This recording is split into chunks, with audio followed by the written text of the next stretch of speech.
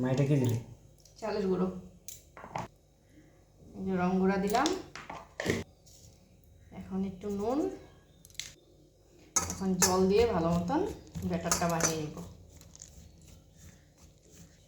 এখন কি দিবে এটাতে? এটাতে এখন দেব কালো জিরে, কালো জিরে দিব, তারপর একটু চিলি ফ্লেক্স দিব, তাহলে একটু ঝাল ঝাল হবে, ভালো লাগবে খেতে। মিষ্টি কুমড়োটা মিষ্টি হয় না, তার জন্য একটু চিলি ফ্লেক্স দিব। কুমড়োর সাথে বেগুনও কেটে রেখেছো যে?